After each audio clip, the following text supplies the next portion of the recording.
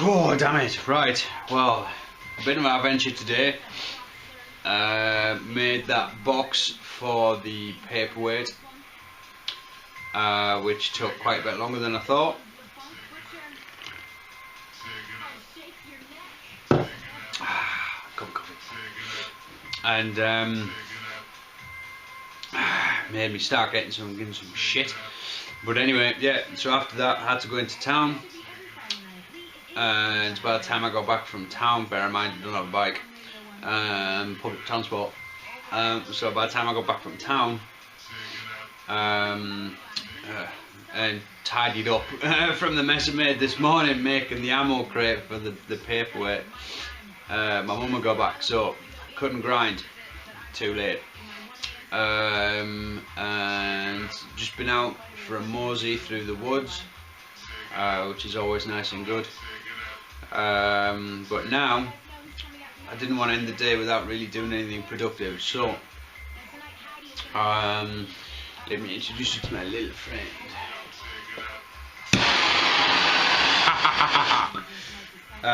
This is Matt.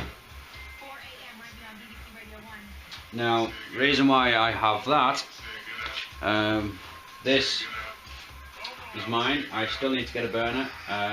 One of my neighbours has very kindly lent me this until I can get a burner. The reason why I'm showing you that is where I've been having a lot of difficulty with these little bad boys is annealing the holes. I have no idea if it's focusing. Nailing the holes. Now, when I had all these cut out, I just did the holes, you know, so I knew where they were, with the idea of drilling them out. Even with 8% cobalt bits, it just will not touch them. So, for me to then heat up this hole with what I've got, which is propane, to get it to a point where I can then anneal and drill, requires a phenomenal amount of propane, a phenomenal amount of time, and the heat soaks everywhere. Well, somebody recommended MAP, and yes, it does burn considerably hotter than propane, and as you can see from here, we'll come round and see if you can actually see. I successfully managed to heat up and anneal a rather thick piece of 52-100, which was at 5860 Rockwell, with that partial bayonet heat treat process, which makes it uber hard. And I have successfully, can you see through there? Ta-da! Big hole, right. Well, my intention was to get a lot of the other stuff that sat waiting, amongst others, get the holes opened out, but I've come out here and I've realised to be able to see what I'm doing, I need to grind them. Don't, because I need to be able to watch the colour temperature, because the last thing I want to do is soak that heat too far past and ruin the temper on the blade edges or striking edges, whichever. So what we're going to do is, if we spin you around, we have the 155mm mortar tube, and what we're going to do is, now that we've got the MIG and the TIG welder working, I need to stick this back on. I'm going to attempt to do it with the TIG, which may or may not work because that's tubular, but failing that, if it doesn't work, because it only needs to be tacked on, if it doesn't work, then we'll just go dirty flux core. We'll get it on camera anyway, just for shits and giggles. Then what we're going to do, because it doesn't require a grinder, is we are going to anneal these. and ready for turning them into knives. At the minute these rasps are rock hard. Let me back out. At the minute these rasps are rock hard, as they are made for rasping, and I need, before I can drill, shape and nail them, I need to soften them. Now they are going to end up going a bit pissy, but we can straighten all that out later. But yeah, first things first, let's fix that. Now before I get started, I just wanted to show you this. This was £3.99 in Lidl. It is magnetic base. Magnet's not overly strong, it won't hold itself sideways, but it will hold itself up, and it will support its own weight upside down when it's got the full magnet on it.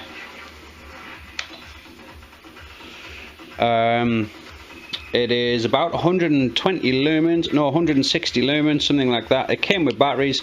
Batteries that it came with are going to be shite. The spot torch it comes with is adequate, but this, woohoo, is pretty damn good. And being £3.99, it's semi-disposable, therefore we can use it to illuminate, and if it gets shit on it, spatter, anything like that, then it doesn't really matter.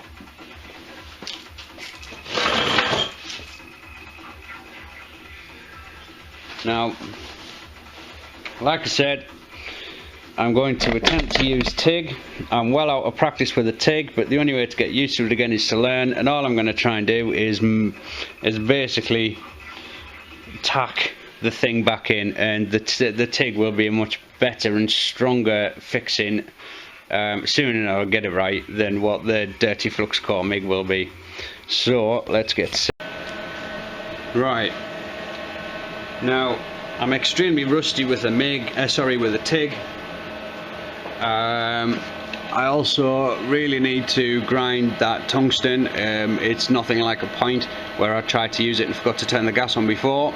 I guess we've all got to relearn. And unfortunately I can't, because again I require my grinder to do that, so not quite sure what's going to happen here. The other thing as well is, because my mask was kept in the dark for so long, it's hit and miss as to whether I can really see what I'm doing. It is protecting my eyes to a safe degree, but it's not switching to the level that I've got it set at so I can actually see properly. But I've had it in the window for a while, and hopefully we'll see what's better. I don't think you're going to see much here, but let's see what happens.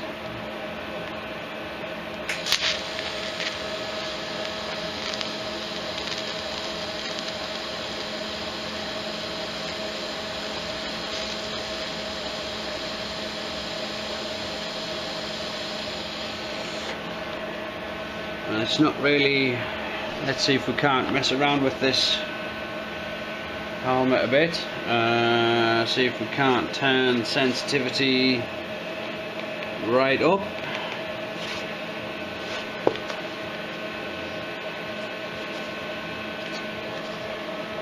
And we're definitely going to need more power, so we'll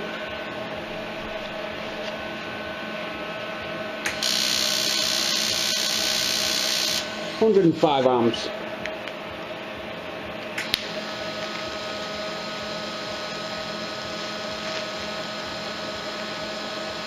Now we're starting to get a pull, but still not enough. Whoa, 157 amps.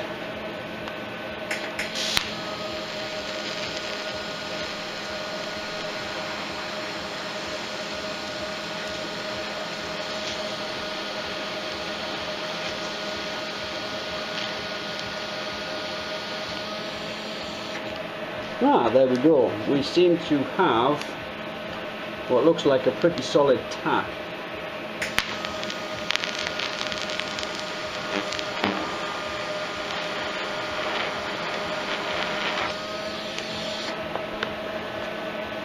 And a burnt finger. Well, that tack looks pretty damn good. So if I flip you over to this side,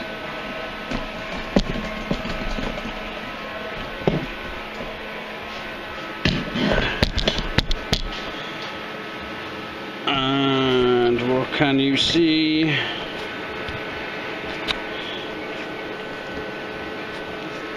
Well, this side's going to be a bit more awkward for me,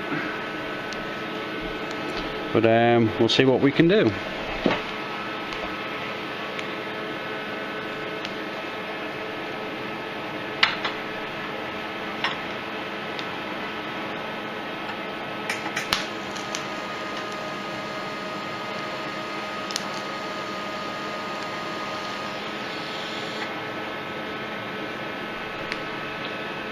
Well, we've got a tack.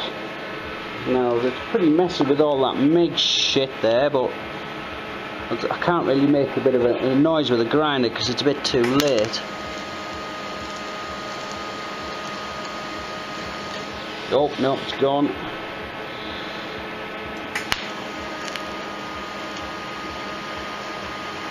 Come on, come on. Right, there we go. That looks horrendous. I think what we'll do is we'll just try and fill that gap with a bit of MIG. And it's an excuse to play. Now this is where we make a right mess. But it's all in the name of fun. Like I said, starting from scratch with the learning, and I used to weld stainless, so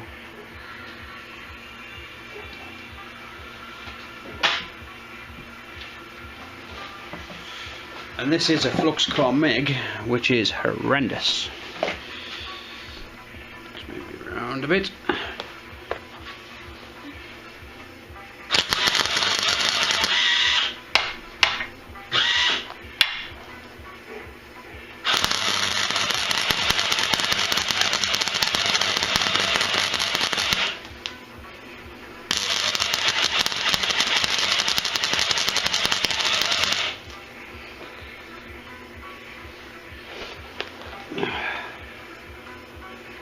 Well, it doesn't look pretty, but it ain't going fucking nowhere.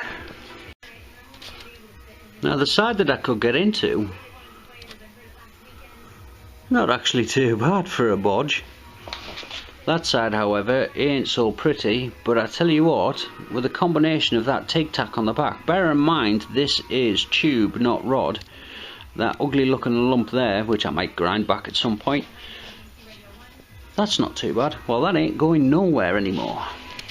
So the plan now is to use the forge to anneal these two parts. So my next conundrum is, okay, they're red hot, and then I need to let them air cool. If I quench them in oil, which is what most people would automatically assume, if I quench them in oil, that would harden them again. So what they need to do to anneal is to air cool. So I need to soak them in the heat for a little while and then let them air cool. Now I've used these files quite a lot over the last couple of years, and I mean a shit ton of them. So I'm pretty good with the annealing and the heat treating of these things now. So there might be better ways to do it, whichever, but the way I'm going to do it, I know it works. The thing is what do I do with them when they're hot? Now I can't just put them on the floor because the concrete will crack and it'll soak the heat out. So what I've thought of is a way of standing them up. I shall show you. Quite simple really. Take a block of wood.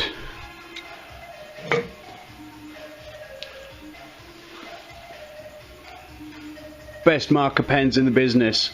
Hard to find. Way better than Sharpies.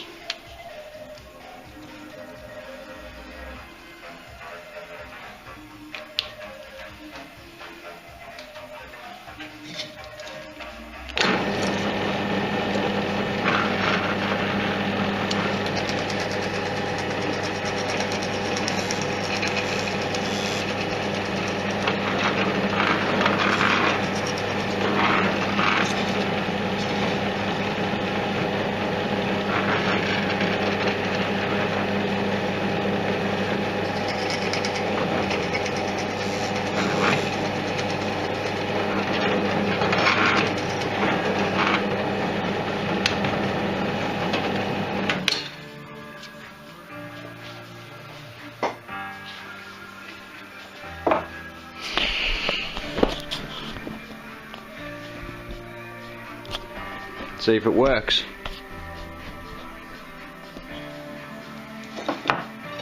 Hot. Right, let's try take 2.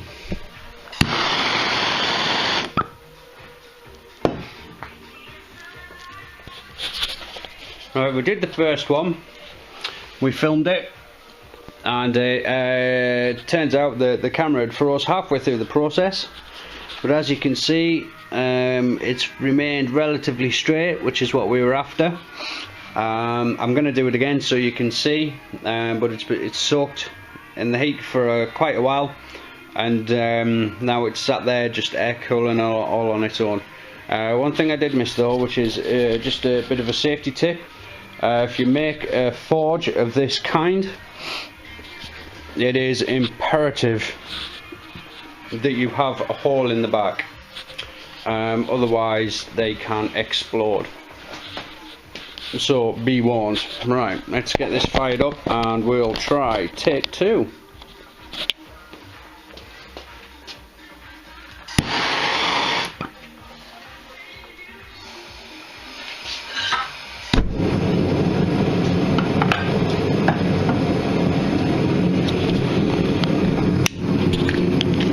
Just a quick one on the forge, basic idea of how it works.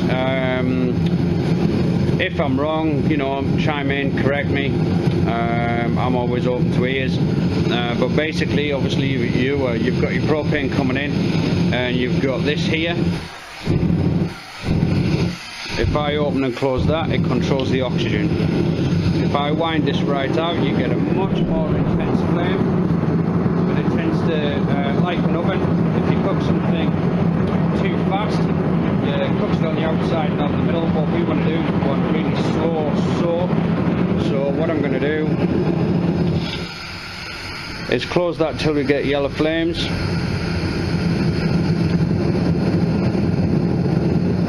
and back it out until they just say stop. You just get a few laughing on there, and then I'm just going to increase the gas flow a bit, just to increase the intensity of the heat from the heated side.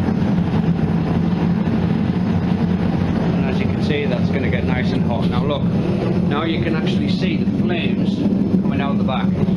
If you don't have that escape route on the back, what can happen is the tube can build up a gas at the back, and eventually it ignites and pop goes the weasel. So let's keep an eye on the camera, make sure she doesn't crash.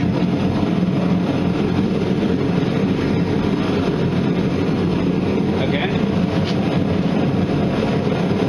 and let's start heating file number 2 up.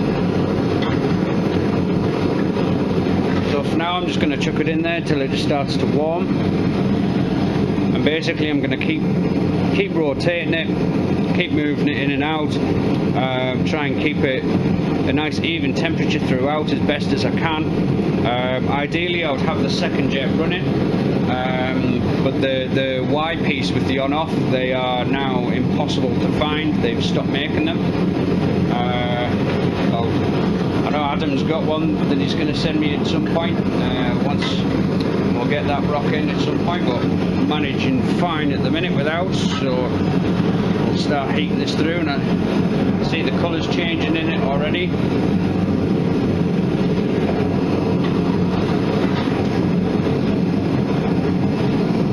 We'll keep an eye on it this time, make sure it doesn't crash.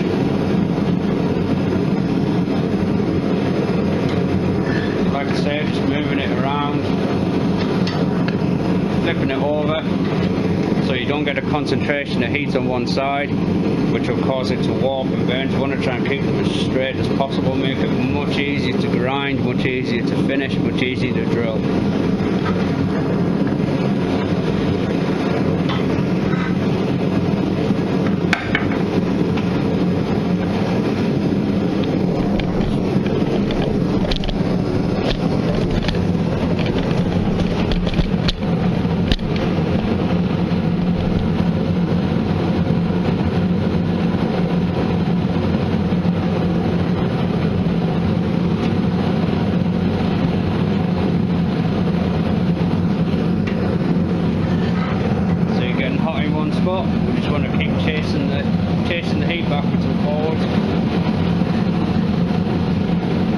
once I'm happy that that end's done, swap it round and then concentrate on the other side, keeping the centre part hot. There might be better ways, well there will be better ways of doing it, I'm sure. So I'm always open to ease. Like I said before, I've done a lot of these files and through trial and error I know this works.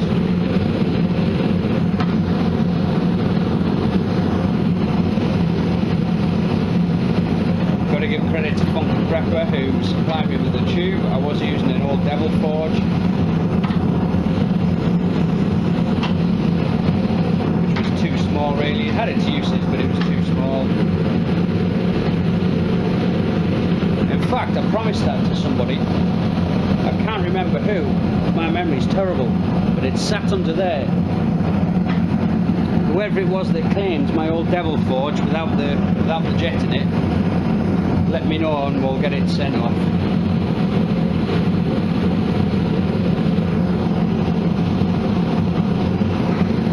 It didn't take long. This one is Skipman's.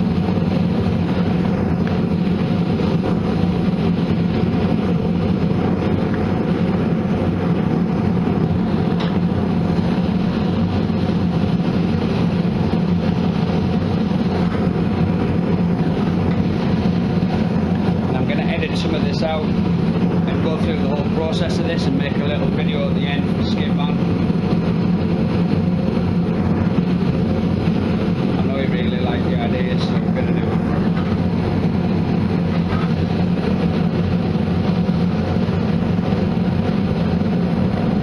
As you can see, that's pretty damn hot.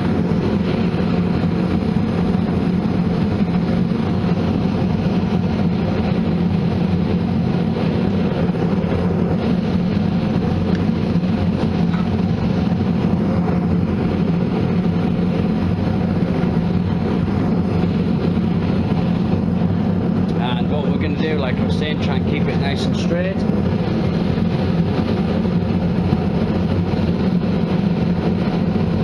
Doing pretty well.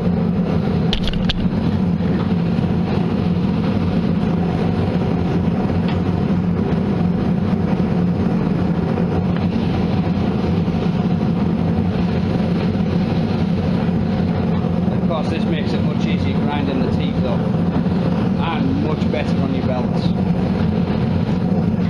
Believe me, belts ain't cheap.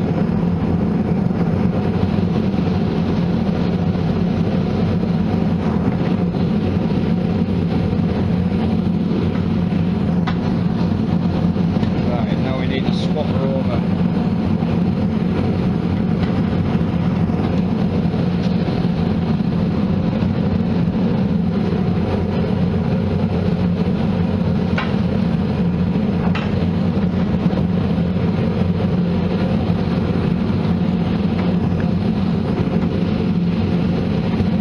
Recording?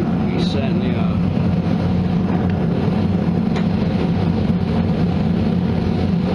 Now if I wanted to actually take this to an anvil, this would be a really good stage to start hammering away at it, which is something we'll get to once my back's fixed. We'll start making our own Damascus, Damascus.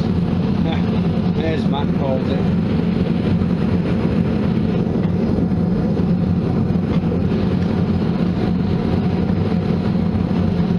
I can actually feel how soft this raspberry is now, just running it over that metal bar. It's no longer that glass-like sound.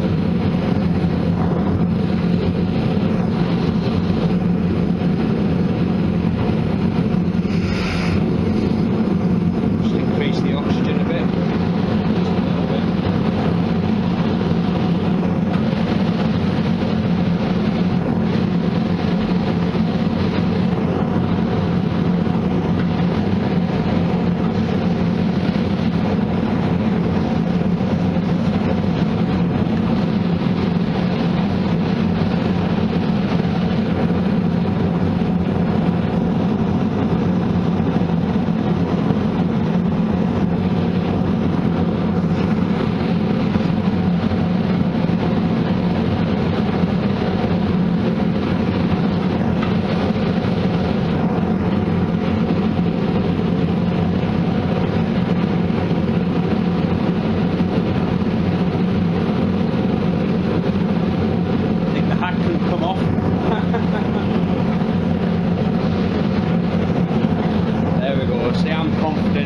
by the time that cools it's going to be annealed. Still pretty much arrow straight. So we can turn the forge off.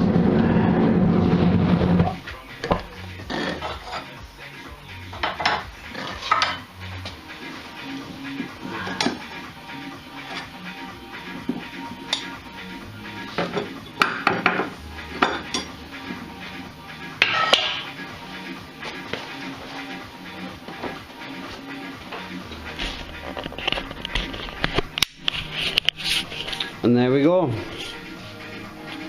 Let that cool naturally. There you go, Skipman. Stage 1. I'm going to end this video now because if it crashes I'll lose it all. And I haven't got another rasp. Something else I wanted to get done while I was in the garage was get drawn some templates out for some slingshots I'm going to make. I'm going to make a couple of the Lilith design of mine, which is a version of Dayhiker's Chalice. Always give credit to Bill, always, if you're watching Bill. So I'm going to make a couple of those, one with a carbon fiber, no, one with a G10 core, maybe, not sure, and one I'm going to get creative with and try and do a 3-layer, yeah, 3-layer veneer core with 3 different types of wood. And also I'm going to do 2 of my Salios design, which is based on my Salios design, not anyone else's. Especially not, no, I'm not getting into that. Yeah, I'm going to make a couple of these. One of them is going to have a carbon fibre core, the other one's going to have a core of some other kind. They will be for sale upon completion, however they will not be cheap because this lovely little sheet here is actually glow in the dark G10, and it you don't want to know how much money's worth is in this sheet, and I've got to make it back. So while we're making a vid, actually that'd be a better, it's a bit heavier.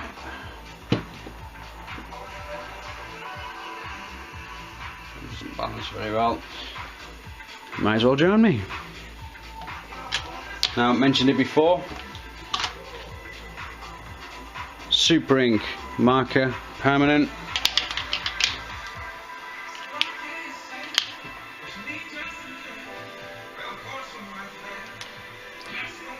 Sharpie.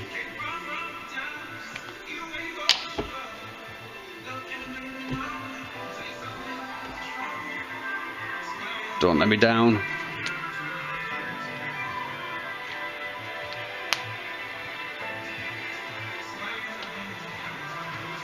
Ta-da!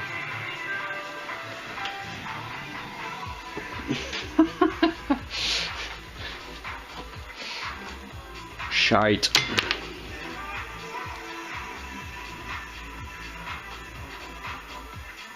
The best there is. Very hard to find though, because little scroats boff it.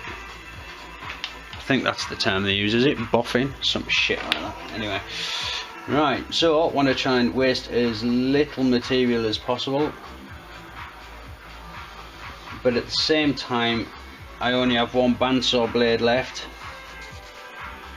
And it is a 3/8 thick ripping blade. So I'm not going to be able to cut radius.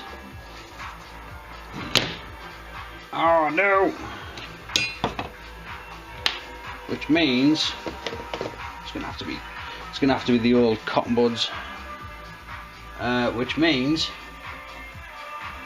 I can't cut intricate shapes. So I'm just going to have to be straight line work and then roughed out, which I'll show you how to do if you're interested at a later date. Now, one thing to note when you're using templates, easy to make this mistake, is you make another one like that. Not so bad on this design, because you can still get away with it. But if this material, like some Kironite, you have a good face and a backside face. If you were to do two like this, you would end up with one side showing the backside face. So you always remember to flip your template. Always.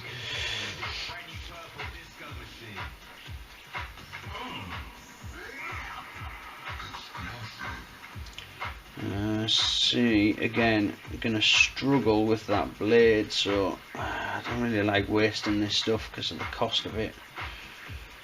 We'll try there. Do you know how long I've been looking for these pens? And I found them in, I believe it's a Ryman's, and they weren't on display, but they had the packs of these in 4s. Hello, Milo.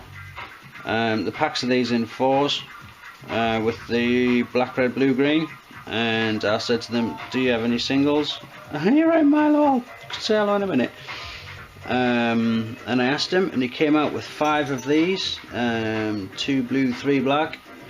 I said, I will take all 5. How much are they? Expecting them to be, I don't know, say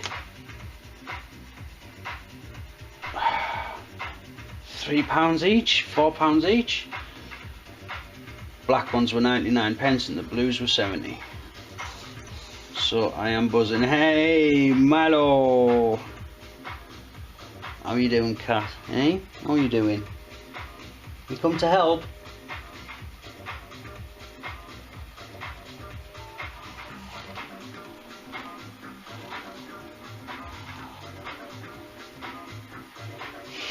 Hello.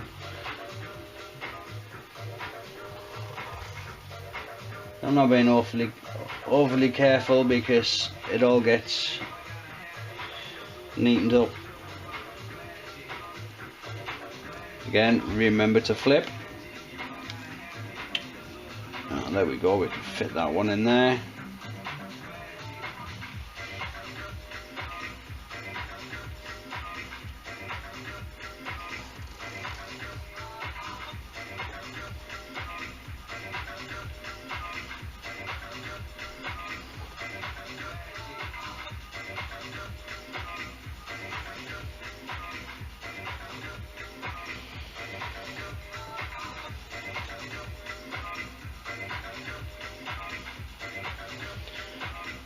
You machining, Milo, eh?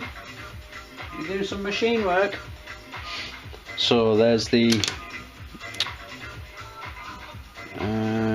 So if we go.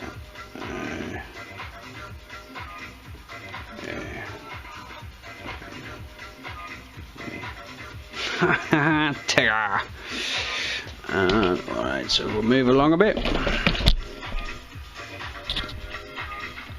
You bored yet?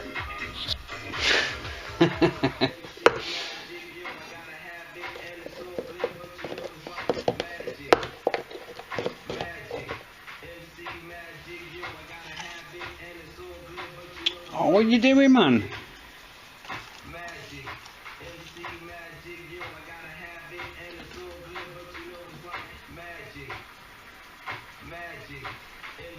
This one, you've got to just be that little bit more careful when you're drawing around, because if it moves, it's a bitch to line back up.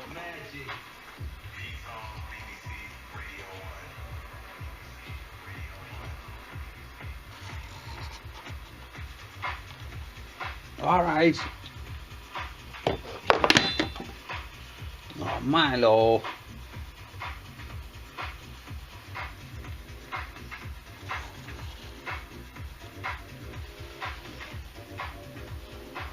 And this one, I've also got to make sure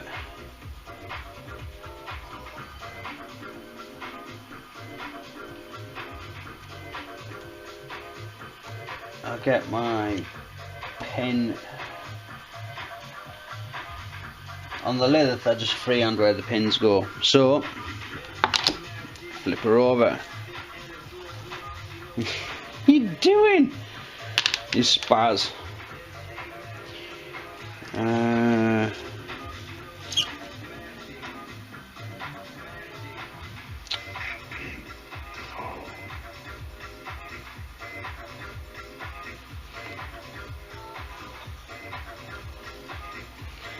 might need to get a bit. In fact, I'll probably wait until I get a 1/4 inch bandsaw to cut these out, to be honest.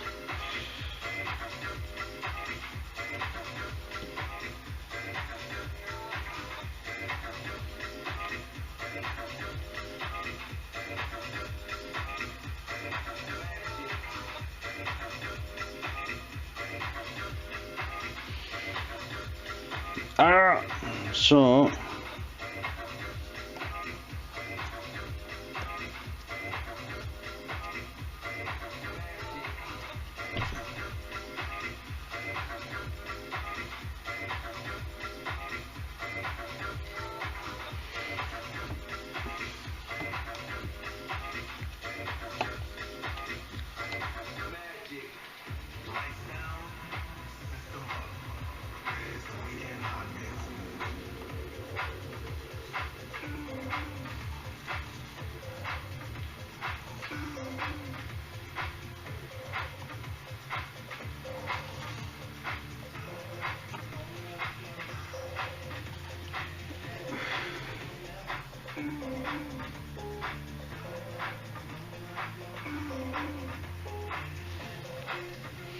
tell you what I'll do, I think I'm going to make this a separate video.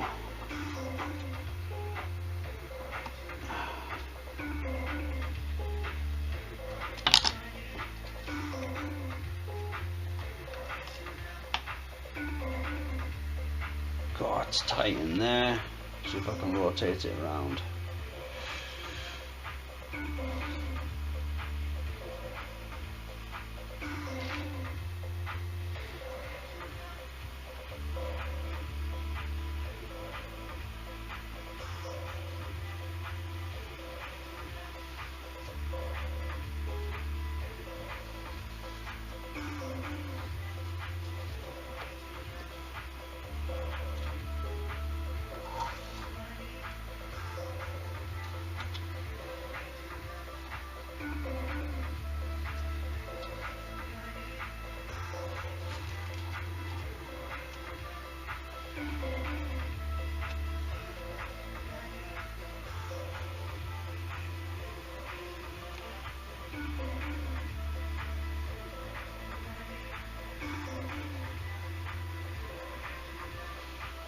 God, this isn't easy after a shitload of meds.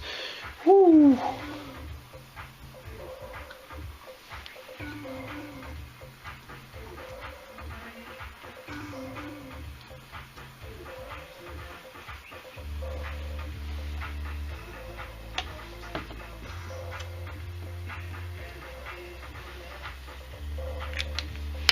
But it's always good when you've got company. You know what? I've got a really nice slingshot that my best mate made me.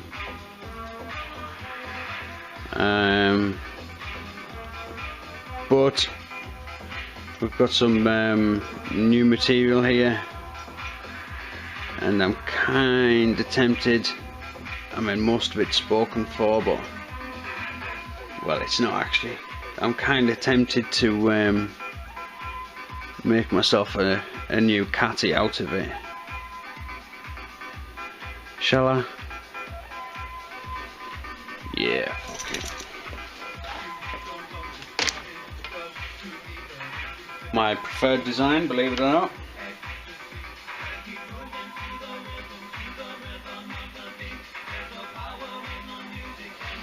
Now this stuff is also mighty expensive, so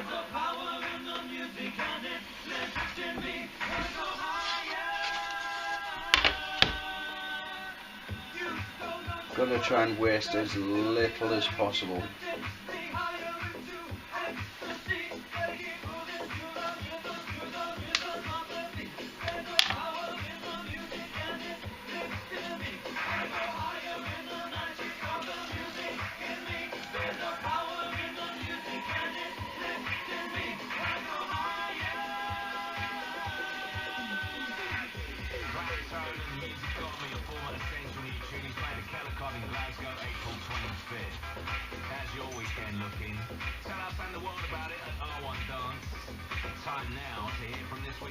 Are you finished, Milo?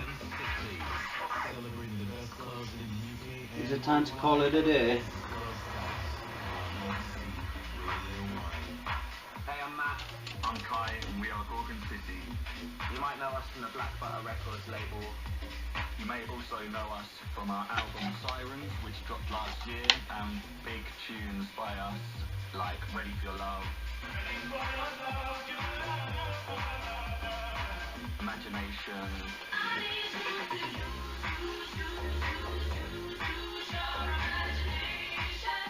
Real, and Here For You.